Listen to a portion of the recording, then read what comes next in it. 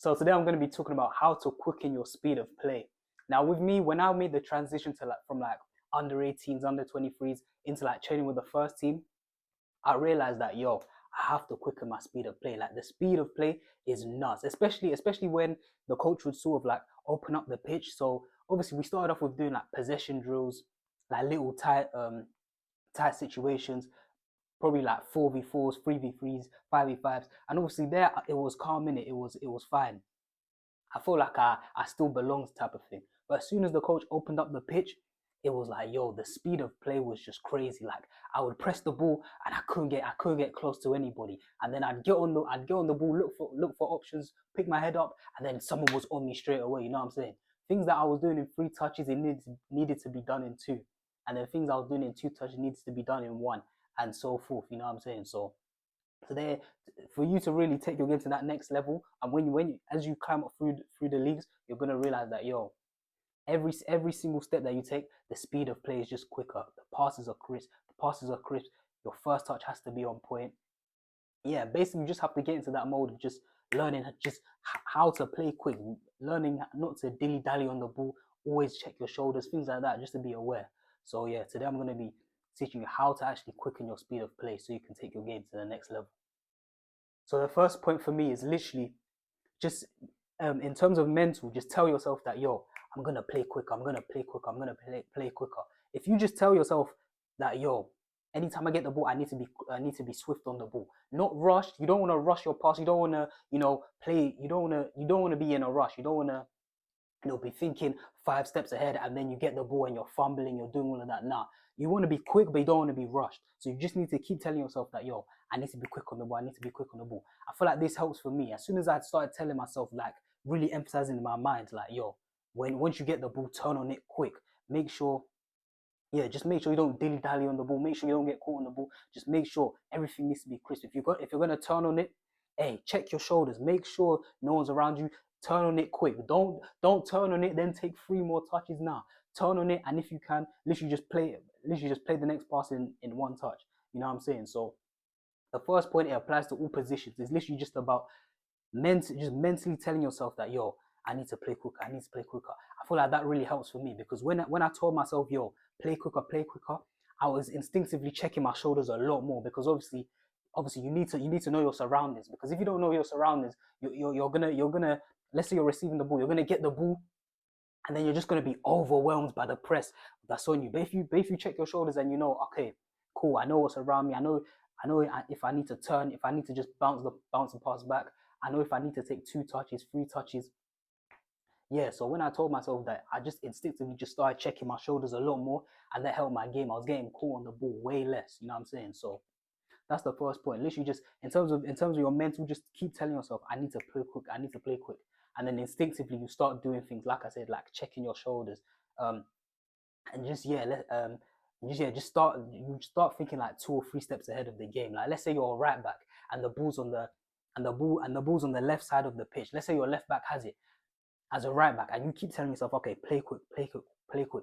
You need to be, as soon as you see that ball getting swung across and into your feet, you need to know what you're gonna do with it already. You know what I'm saying? So the ball's on the left hand side. You can see your centre mid has the ball. Let's say you can see your centre mid's played it to the left back. He's played it to the centre back. He's played it to the left centre back, gone to the right centre back, and now you've seen way before an eye. It's coming to me. So as a right back, you're like, all right, cool. I know what to do. I'm gonna take a positive first touch, hook it down the line, or positive first touch into the centre midfielder. You know what I'm saying? So that's the first point. Literally, mentally, just keep telling yourself, play quick, play quick, play quick. Obviously, don't be doing it in a panic state. Don't be shook. Don't be there going, oh, I need to play quick. Nah, just relax. Like I said, you want to play quick, but not hurried. You don't want to feel like you're rushing things. You know what I'm saying? You need to be, like I said, and the main thing, if you want to be quick but not hurried, it's literally just preparation. It's literally just preparation beforehand. Like I said, checking your shoulders, knowing where to play your next pass, analyzing where the ball's coming. Like I just gave that example, if you're the right back and you can see the ball's gonna come to you, you should be prepared and assess your options, whether you want to play down the line, play inside, maybe through ball into the striker, whatever you want to do. But that's the first point. Literally, mentally just tell yourself, all right, cool, I need to play quicker.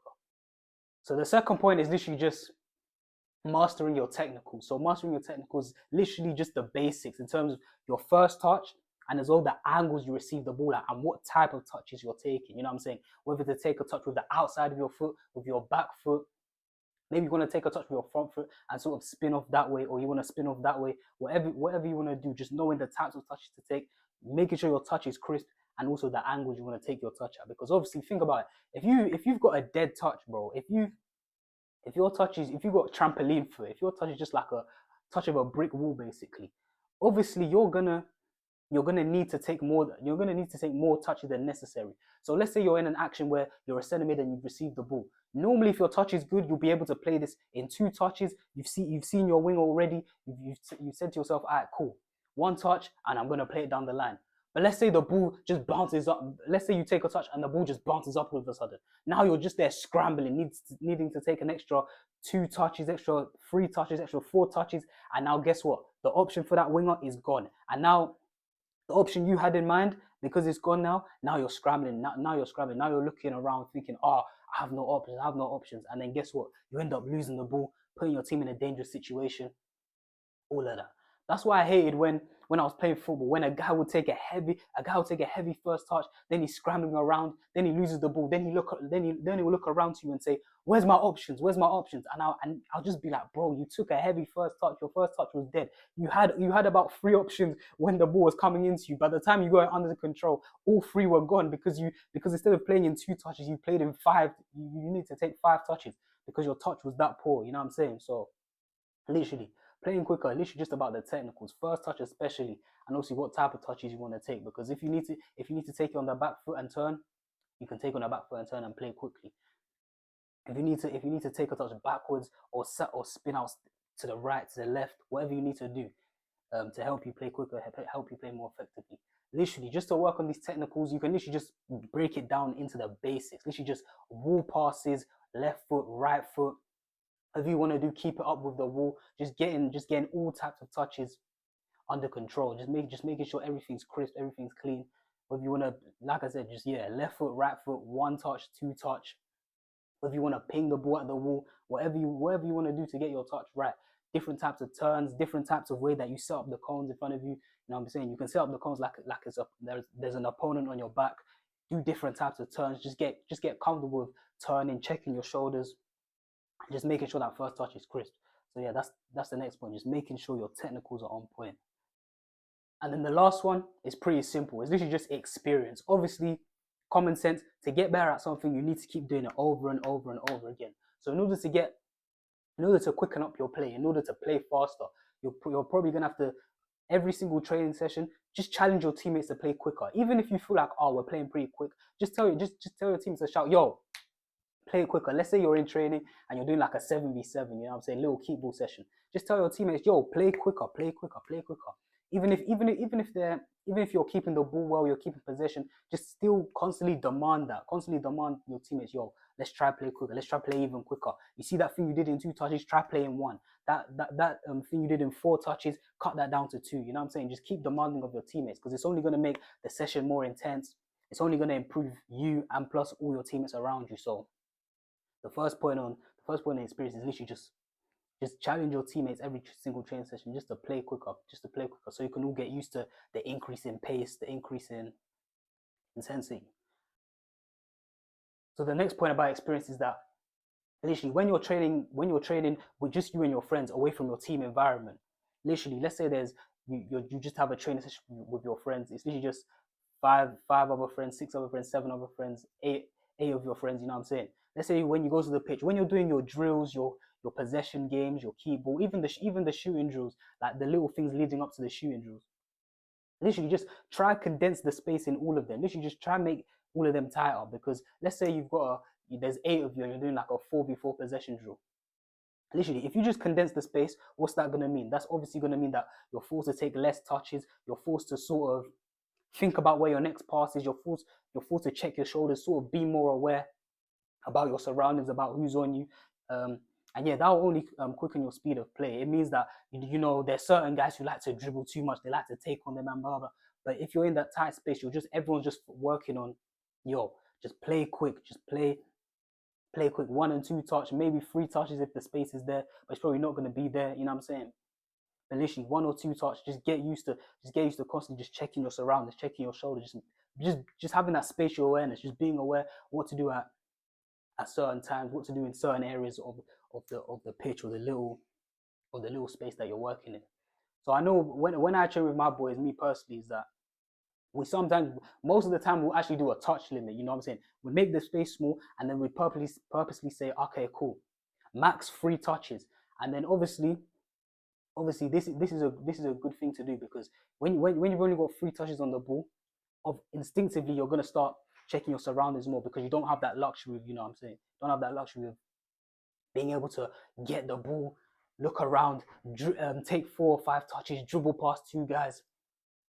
And even if you can dribble past 2 guys, most of the time you're probably gonna get clamped anyway. You're probably just gonna get taken out, wiped out. Especially with my boys, like, we don't care, bro. Like, as long as no one gets injured, it's calm. But someone's taking too long on the ball, someone's dilly dallying on the ball, they're getting taken out. You know what I'm saying? So normally we just do a 3 touches max limit when we're doing like our little possession drills. It might be a 5v5, 6v6. But yeah, literally implementing that 3 touch max, just 3 touch max. Literally just, what's it called? Literally just ensures that, yo, you have to play quick. You have to be sharp on the ball. You have to make sure your touch is there. Know where the opponents are, know where your teammates are.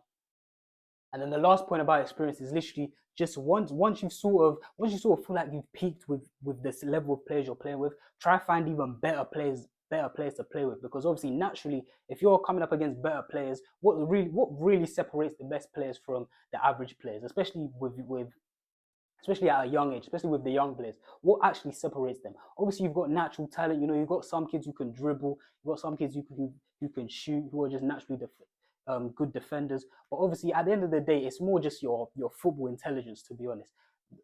For me personally, when I see the best kids, when I see the academy kids compared to like normal Sunday league kids, it's more just they just have an advanced like sort of like knowledge of the game. They just sort of know what to do at an earlier age.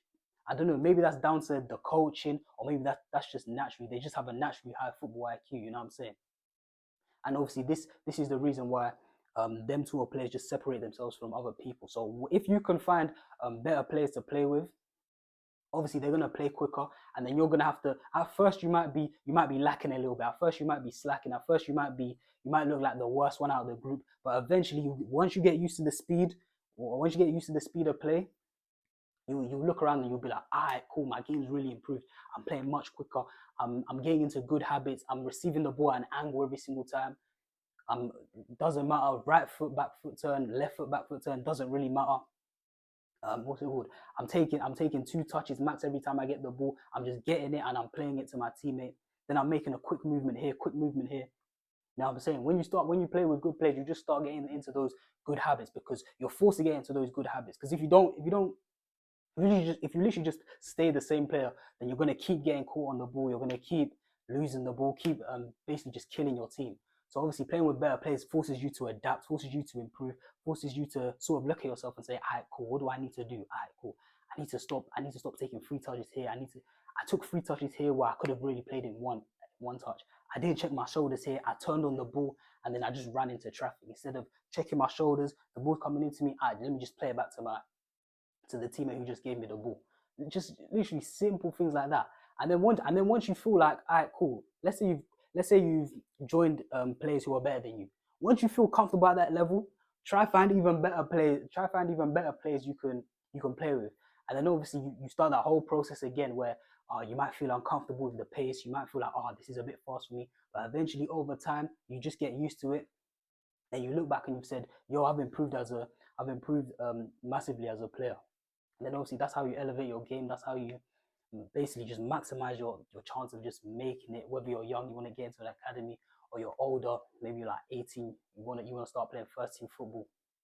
Literally, you have to. Doesn't matter what level, as long as you're playing at a high level, you're gonna have to learn how to quicken your speed of play. You're gonna have to learn how to play quick. So that's the vid for today. Hope you enjoyed. I've been JT, and I'm out.